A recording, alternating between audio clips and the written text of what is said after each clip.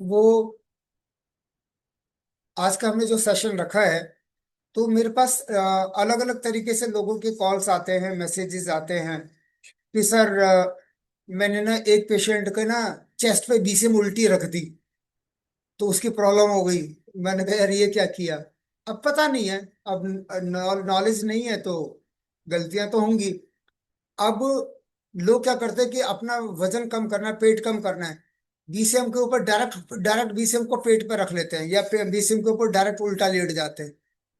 अब किस पेशेंट को बीसीएम करानी चाहिए, किसको नहीं करानी चाहिए, क्या पोस्चर होना चाहिए, क्या क्या बीसीएम के बेनिफिट हैं, और किस व्यक्ति को बीसीएम कराने से क्या नुकसान हो सकता है, ये टॉपिक को लेकर के आज हमने आज का सेशन रखा है कि आप सभी को समझ में आ जाना चाहिए कि बीसीएम के बेनिफिट और बीसीएम के करेक्ट पोस्चर, किन किन लोगों को नहीं कराना।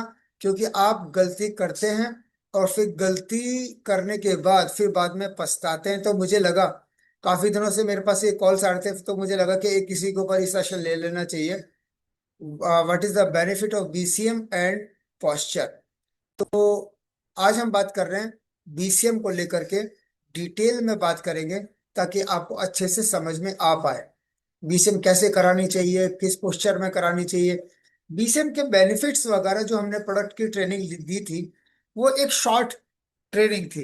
लेकिन आज इस स्पेशल, क्योंकि आपको पता है बीसीएम हमारी बैकबोन है, हमारी इस कंपनी की बैकबोन है। तो बीसीएम के बेनिफिट, आपका कोई भी प्रोस्पेक्ट है, आपको उसको बीसीएम की इंफॉर्मेशन देनी है, आप ये यूट्यूब चैनल का आप सीधा लिंक भेज देना कि भैया ये समझ लो बीसीएम के क्या बेनिफिट है।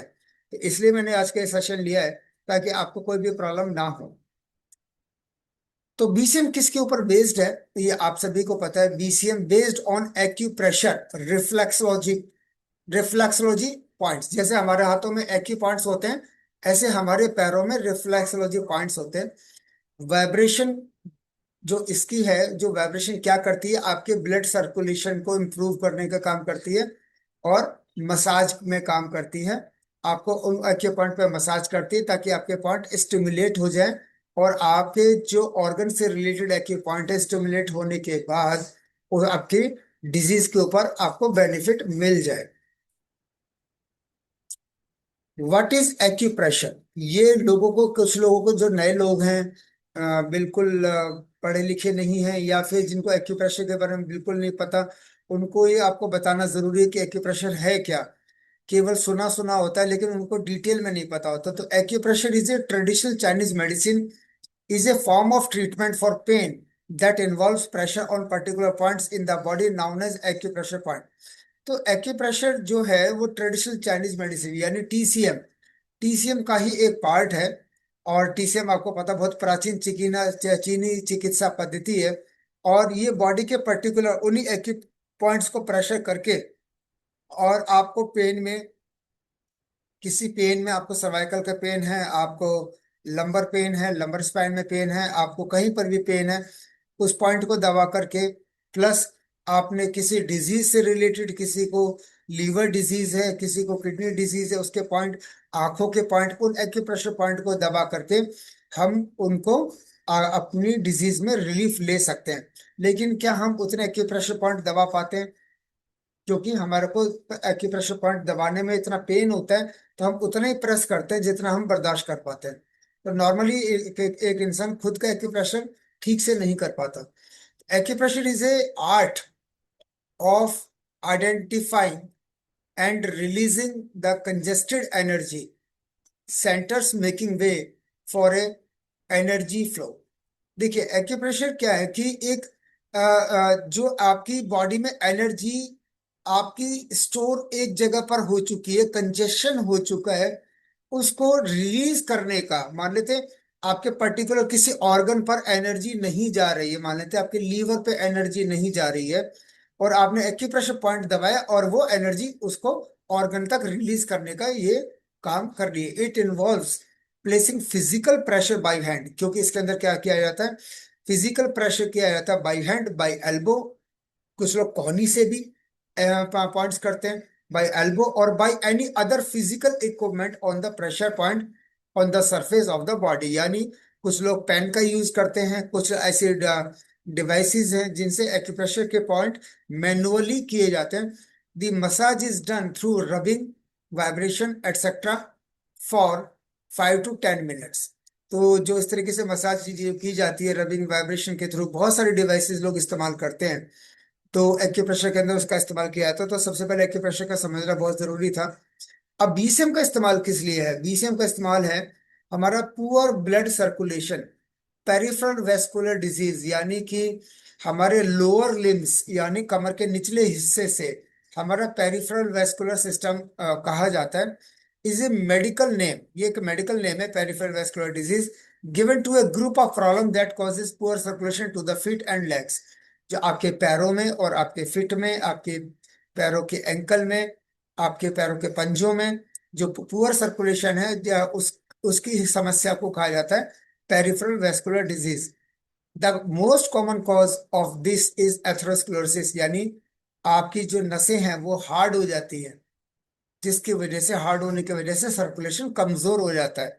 in which there is a gradual thickening and hardening of the wall of the artery, the blood vessel that bring blood to the extremity from the heart।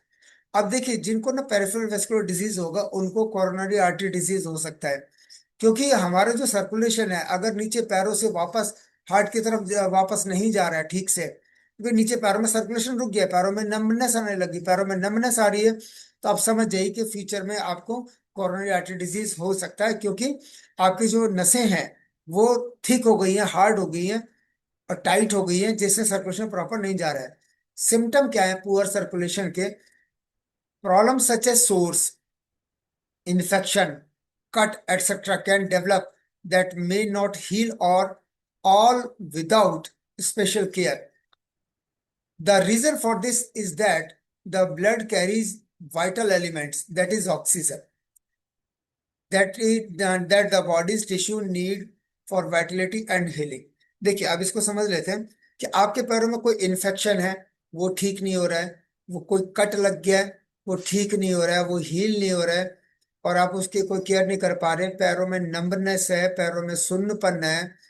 तो आपकी जो वाइटल एलिमेंट्स है, vital element जैसे कि oxygen है, blood के अंदर भी ऑक्सीजन होती है जो आपकी पूरी बॉडी को ऑक्सीडाइज्ड करने का काम कर रही है। तो आपकी ऑक्सीडाइजेशन कैसे होगा अगर आगे फ्लो ठीक से नहीं जा रहा है? That bodies tissue need for Vitality, आपके जो बॉडी के जो टिश्यूज है, चाहे वो मसल टिश्यूज हो, एक एक टिश्यूज के अंदर जो वाइटलिटी है वो बहुत जरूरी है, यानी ऑक्सीजन बहुत जरूरी है प्रॉपर हीलिंग के लिए। ऑक्सीजन जा नहीं रही है, ब्लड का फ्लो ठीक से जा नहीं रहा है, और आपका वाइटल एलिमेंट प्रॉपर जा नहीं रहा है, तो उसको हीलिंग नहीं हो पाएगी। तो उसके लिए हमारे को क्या करना चाहिए? बीसीएम करना चाहिए। नम्बनेस, जैसे आपको सिम्टम बता रहा हूँ, नम्बनेस होगी, टिंगलिंग होगी फुट के अंदर और टोज के अंदर, आपके पैर के अंगूठे के अंदर, ये सब हो चांसेस हैं। Changes in the colour of skin, it become more pale, bluish और रेडिश। आपके पैरों का कलर आप देखेंगे, किसी की स्किन रेडिश हो जाती है, किसी की ब्लूइश हो जाती है, किसी की पीले रंग की हो जाती है। इस तरीके से स्किन का कलर भी चेंज होने लगता है। और बॉडी का जो टेम्परेचर है, बॉडी का टेम्परेचर के अंदर बहुत सीवियर चेंजेस आते हैं और पैर ठंडे होने शुरू हो जाते हैं। स्किन इन्फेक्शन और ब्रेकडाउन, स्किन के अंदर इन्फेक्शन भी हो जाता है और कई बार स्किन सोराइसिस भी हो जाता है, क्योंकि जब आप देखते हैं कि ब्लड का फ्लो नहीं जा रहा है, पैरों में नमनेस से शुरुआत होती है, धीरे धीरे पेरिफेरल वेस्कुलर डिजीज में बहुत सारी चीजें, जैसे डीप वेन थ्रोम्बोसिस है, जैसे धीरे धीरे आप देखेंगे तो वेरिकोज वेन है।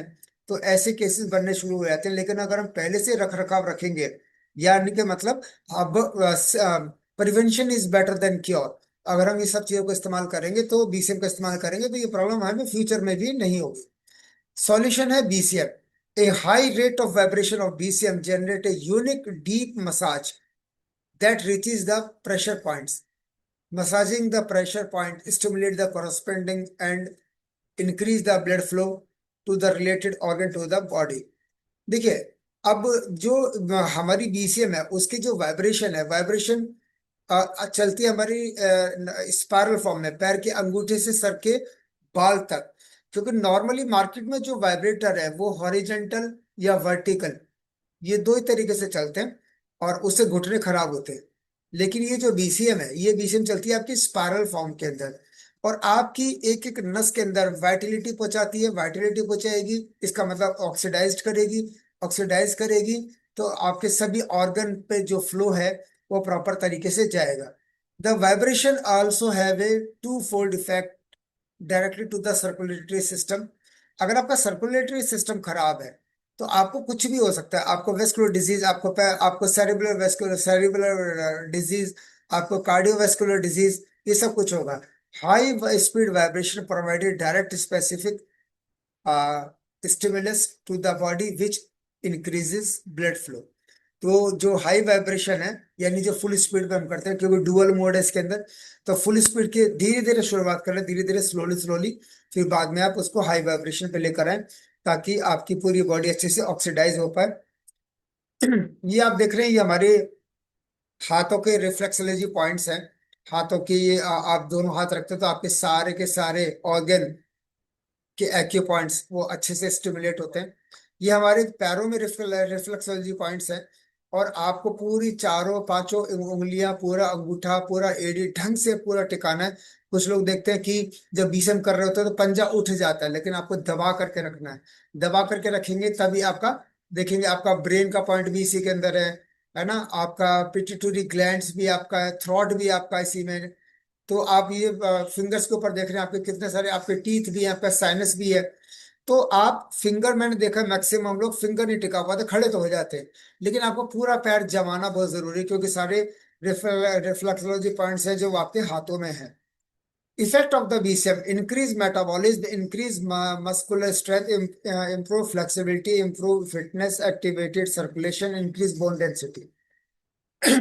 देखिए, मेटाबॉलिक डिजीज, अगर आपका मेटाबॉलिज्म खराब है तो आपका इम्यून सिस्टम खराब होगा, इम्यून सिस्टम खराब होगा तो auto immune disease, auto immune disease में सब कुछ आया था, जितनी भी बीमारियां हैं। तो आपका मेटाबॉलिज्म आपका स्ट्रांग होना बहुत जरूरी है, तो बीसीएम आपका मेटाबॉलिज्म को स्ट्रांग कर रही है। आपकी जो मस्कुलर स्ट्रेंथ है, आपकी मसल्स बहुत ज्यादा कमजोर है, तो इसका मतलब आप बीसीएम नहीं कर रहे हैं। अगर लगातार बीसीएम करते रहेंगे, देखिए चमत्कार नहीं होता कि आपका 10 दिन में मसल स्ट्रेंथ हो गया। आप लगातार करते रहिए, लगातार डेली करते रहिए, आप देखेंगे 4-5 महीने में आपकी टोनिंग बहुत अच्छी होनी शुरू हो जाएगी। इम्प्रूव फ्लेक्सिबिलिटी, आपकी बॉडी में फ्लेक्सिबिलिटी आनी शुरू हो जाएगी। इम्प्रूव फिटनेस, आपके अंदर हमेशा लगातार फिटनेस रहेगी, आप हमेशा पूरे जोश से भरे रहेंगे, आप हमेशा एक्टिवेट रहेंगे, आपका सर्कुलेशन पूरा एक्टिवेट रहेगा। और आपकी जो बोन डेंसिटी का मतलब होता है थिकनेस, हड्डियों की थिकनेस, उसको भी इनहेंस करने का काम कर रही है हमारी बीसीएम। आपका बेनिफिट जो देख रहे हैं, बेनिफिट है improve blood circulation, blood circulation को तो कर रही है आपकी बॉडी से। लैक्टिक एसिड और यूरिक एसिड को आपके बाहर निकालने का काम कर रही है, और आपके जितने भी जॉइंट्स हैं, जितने भी टाइट जॉइंट है और ऑर्गन, उन सबको ये फ्री अप करने का काम कर रही है, आपके सभी जॉइंट्स को खोलने का काम करती है। और आपकी जो एनर्जी है, नेगेटिव एनर्जी, पॉजिटिव एनर्जी, यानी यीन और यांग, उसको ये बैलेंस करने का काम करती है। और provide sufficient oxygen by improving the blood circulation to the organ. जैसे मैंने आपको बताया कि वाइटलिटी प्रोवाइड करती है, वाइटलिटी के अंदर आपका ऑक्सीजन आता है, ऑक्सीजन प्रोवाइड कर रही है पर्टिकुलर ऑर्गन के लिए। और आपके सभी रिफ्लेक्सोलॉजी पॉइंट्स को ये प्रेस करती है, और जितने भी ब्लड के अंदर टॉक्सिन्स है उनको ये बाहर निकालने का काम करती है। और जितने भी चैनल्स और ब्लड वेसल्स के अंदर ब्लॉकेजेस है उसको ओपन करने का काम कर रही है, और आपके मसल्स को ये रिलैक्स भी करती है। पॉस्चर, अब देख लेते हैं पॉस्चर, कि पॉस्चर क्या क्या होने चाहिए। लोगों को तो समझ नहीं आता कि यार क्या पोस्चर में क्या कराना चाहिए। तो पॉस्चर आप देखेंगे, सिटिंग पॉस्चर आपको किसी भी चेयर पे, किसी भी स्टूल पे, किसी भी चीज पे बैठ करके जब आप इस पॉस्चर में करते हैं बीसीएम, तो आपका ये जो बीसीएम है, ये और एक ये खड़े होने वाला स्ट्रेट, आपका ये जो बीसीएम है आपके फिट पर, ये आपको ओवरऑल आपके रिफ्लेक्सोलॉजी पॉइंट्स को ये स्टिमुलेट करने का काम कर रही है। ये तो नॉर्मल पोस्चर है जो सभी को करना चाहिए, चेयर पर बैठ करके और खड़े होकर के। अब आता है कि जो डिजीज रिलेटेड क्या क्या पोस्चर हम कर सकते हैं। देखिए, अगर आप बीसीएम के ऊपर इस तरीके से पैर रखते हैं, एक पैर बाहर की तरफ निकाल रखा है और एक पैर आपने ऐसा रखा है, और आपने घुटने के ऊपर हाथ रखा हुआ है, प्रेशर दिया हुआ है, ताकि घुटने के ऊपर ज्यादा प्रॉब्लम ना आए, और ये जिसको घुटने में दर्द है उसमें भी आपको आराम आए। तो घुटने में आराम तब आएगा जब आप दोनों हाथ घुटने के ऊपर रखेंगे, और आपने माने तो एक घुटने में दर्द है, राइट नी में इसको पेन है, तो इसने राइट नी को पैर को रखा, और घुटने के ऊपर हाथ रख लिया, तो इससे स्टिफनेस, आपका नी पेन, आपके घुटनों का दर्द और नंबनेस के लिए आप देख रहे हैं नीचे, मान लेते हैं किसी को काफ मसल्स में नंबनेस है, तो बैठ करके आप बीसीएम के ऊपर अपनी काफ मसल्स को इस तरीके से रख सकते हैं। एक तो ये आपका पोस्चर हो गया। उसके बाद ये जो पोस्चर है, गर्म पानी पी करके बैठना है, इस तरीके से आप बैठ सकते हैं, और पैर लंबे करके भी बैठ सकते हैं। ये दोनों तरीके से गर्म पानी पी करके बैठेंगे। और एक ये नीचे वाला पोस्चर आप देख रहे हैं कि बीसीएम, आपने बीसीएम बैठ के नीचे लगाई हुई है, तो ये कॉन्स्टिपेशन के लिए, sciatica पेन के लिए, pain caused by general compression और इरिटेशन इन 1 और 5 स्पाइनल नर्व, उसके लिए जब आप बैठते हैं, ओवरवेट के लिए, बैकेज के लिए, कमर के दर्द के लिए, और वीक एब्डोमिनल मसल, जिनकी एब्डोमिनल मसल्स कमजोर हैं, पेट की मसल्स कमजोर हैं, उसके लिए, तो ये आपका पोस्चर होना चाहिए। और अगर जिसको sciatica है, कमर में दर्द है, इंसोम्निया है, नींद नहीं आती है, शरीर में फटीगनेस रहती है, थकावट रहती है, फ्रोजन शोल्डर रहता है, उन सब के लिए आपका ये पोस्चर है। और ये आपके स्पाइनल हेल्थ के लिए बहुत अच्छा है, आपको रिलैक्सेशन के लिए बहुत अच्छा है। और ये पोस्चर आपकी अदर डिजीज पे, अदर अदर तरीके से आप उसको चेंज कर सकते हैं। अब ये जो नॉर्मल पोस्चर है, स्टैंडिंग पोस्चर है, स्टैंडिंग पोस्चर में आपका ये वेट पे भी काम करता है, आपके थायराइड पे भी काम करता है, आपके शुगर को भी मेंटेन करेगा, आपकी स्किन डिजीज पे भी काम करेगा, आपकी नींद में भी बहुत अच्छा ये मेन पोस्चर है। ये तो सबको करना चाहिए, चाहिए चाहिए। अब मान लेते हैं किसी का अपर लिम्स होते हैं हमारे धड़ से ऊपर ऊपर, तो पोस्चर वन में आप देख रहे हैं अपर लिम्स डिसऑर्डर, लाइक किसी को आर्थराइटिस है, किसी को हाथों में नमनेस, सुन्नपन है, या टेनिस एल्बो में पेन है, या पैरालिसिस है, तो उनको हम हाथ वाली बीसीएम इस तरीके से कराते हैं। और पोस्चर टू में आप देख रहे हैं कि वो पर्सन को जिसको टेनिस एल्बो में पेन है, तो उसको भी हम इस तरीके से, उसके शोल्डर के नीचे, बीसीएम थोड़ा सा इधर की तरफ, लेफ्ट की तरफ आउट हो रही है, पर कोई बात नहीं, शोल्डर के नीचे आप उसको बीसीएम लगा करके उल्टा लेट करके ऐसे भी करेंगे, टेनिस एल्बो को आप उसके ऊपर रखेंगे बीसीएम के ऊपर, यानी कि कोई ना कोई मैट्रेस के ऊपर, तो उसके नीचे बीसीएम लगी हुई है, तो आपकी जो टेनिस एल्बो के ऊपर जो वाइब्रेशन जाएगी, तो आप देख रहे हैं उसको टेनिस एल्बो की वजह से बीसीएम वहां पर लगाई हुई है। तो टेनिस एल्बो के लिए ये नीचे वाला पोस्चर है, पोस्चर टू। और बाकी अदर प्रॉब्लम के लिए पोस्चर वन।